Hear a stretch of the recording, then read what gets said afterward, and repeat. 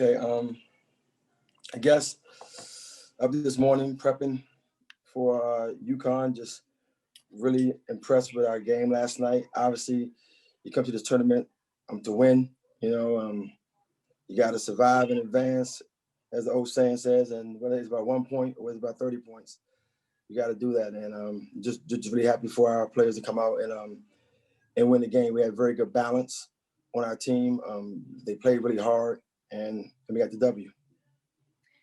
Thank you, Coach Q. We're going to get things started with Vicki Fulkerson. Hi, Quentin. I was wondering how it was taking that bus trip to Austin. How much it changed your game plan at all? Were the kids like a little rusty when they got off the bus, or were things pretty normal once you got there? Well, it definitely wasn't normal. You had a warm-up gym. Then you went downstairs to your locker room about 45 minutes prior to game time. So it was different, but it was different because they were sanitizing and they were trying to make sure things were safe for us to enter the spaces. So at the end of the day, this whole year has been different. And I think that the beauty of yesterday was that the ball went up in the air, the game tipped, and we played. So we were very grateful for that. Great, thank you. Next, we're going to go to John Johnson. Coach, again, congratulations on the win yesterday. I wanted to reach out and basically ask what your relationship is like with Coach Auriemma. I know you guys are going to be squaring up against them tomorrow. Obviously, you guys are two of the pillars of college basketball and women's college basketball. What's your relationship like, and what do you see out of UConn who you'll face?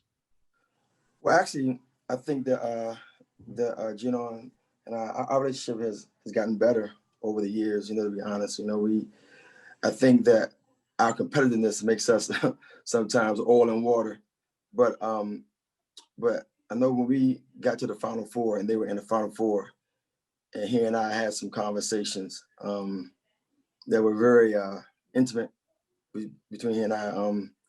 It was just a mutual respect, and I just told him, how hard it is to win, and I finally get it. I get how hard it is to win every year. If you'd have a team that get to the Final Four and get to, championship games and win championships, at that point I think he had won 9 and he beat us, I think, for his 10th. It's hard to do even with great talent. And I just respect what he's done in this game. It's really hard to win consistently, and he's done it.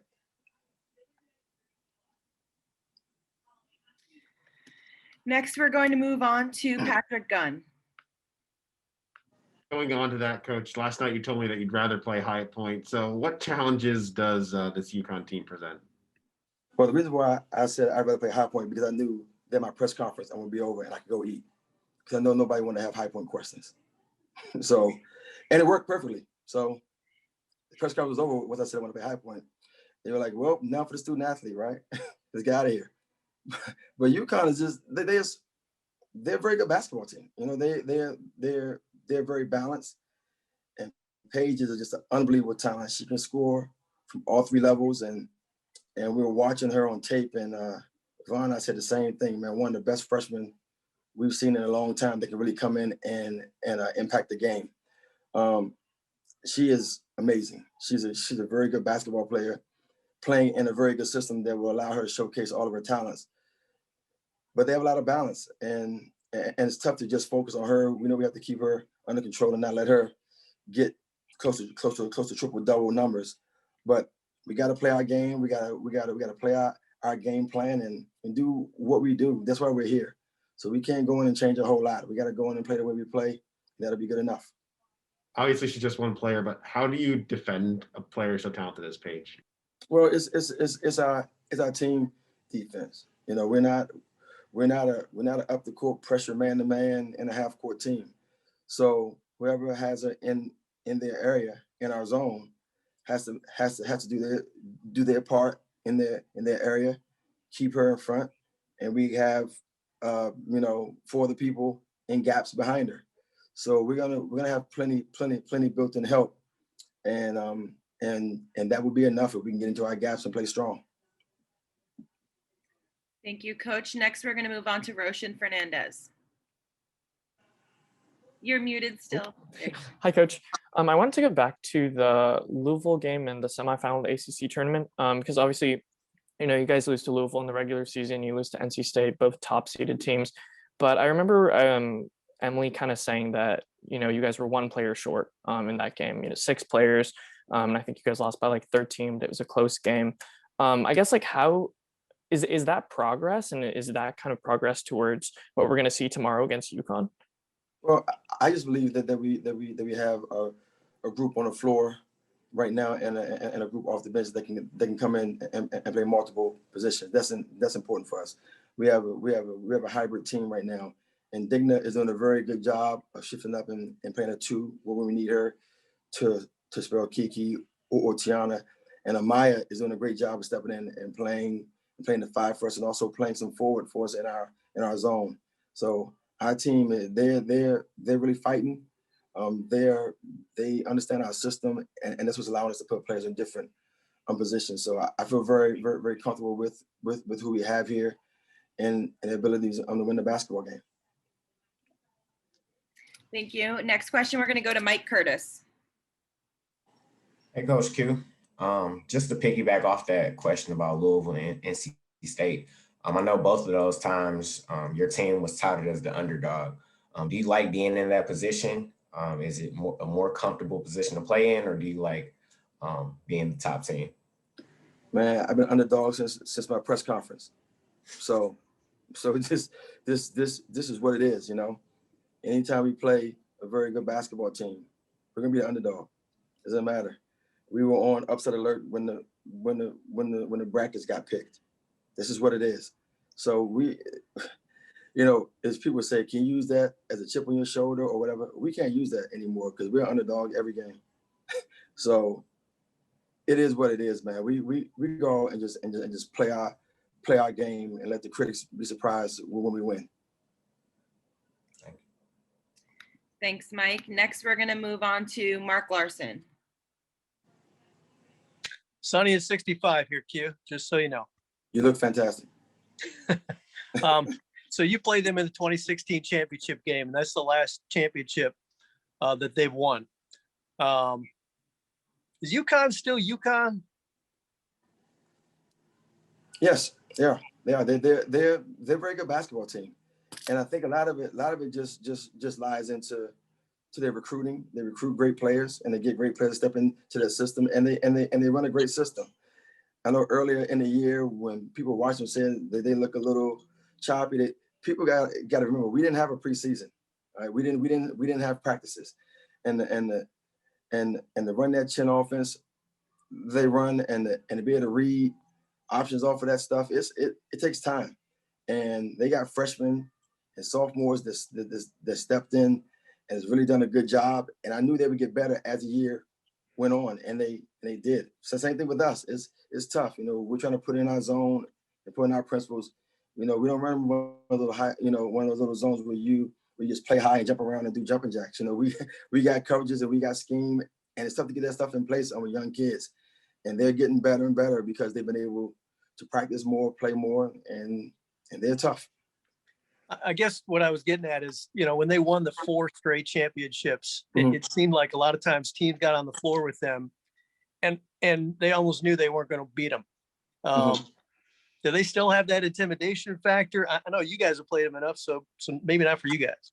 Yeah. That's I was gonna say I never felt that way. So I don't know how other people felt. I always felt that we had a good game plan in place to beat those teams, and obviously when on the last one when they won and they had Breonna Stewart, and she's one of the greatest players to play the game right now.